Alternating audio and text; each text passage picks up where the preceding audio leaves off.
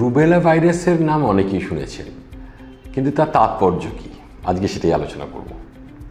Rubella virus কিন্তু আমাদের খুব একটা যে সিভিয়ার সিমটমস করে, শরীরের ক্ষতি করে তা কিন্তু নয়, কিন্তু প্রেগনেন্সিতে খুব সমস্যা বাধায়।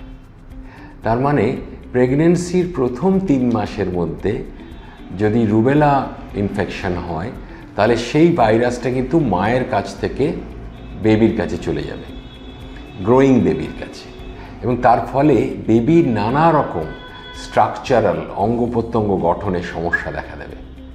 এবং অনেক ক্ষেত্রে সিভিয়ার রুবেলা ইনফেকশন বেবির হলে তার এত কমপ্লিকেশনস হয় যে তাকে অ্যাবর্শন করার মতো অবস্থায় পৌঁছায়। অর্থাৎ রুবেলার ভ্যাকসিনেশনটা প্রেগনেন্সি আসার আগে খুব দরকারি।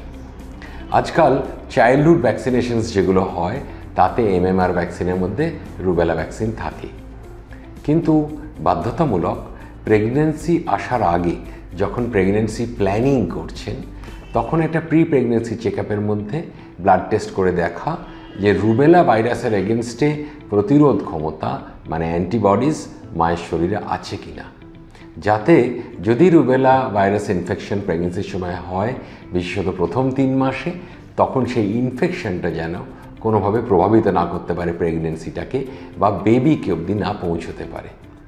টেস্টের মাধ্যমে যদি দেখা যায় যে তার অ্যান্টিবডি যথেষ্ট পরিমাণে আছে, রুবেলা ইনফেকশন হলে মোকাবিলা করতে পারবে, খুব ভালো কথা, তাহলে প্রেগনেন্সির ব্যাপারে এগুলো যেতে পারে।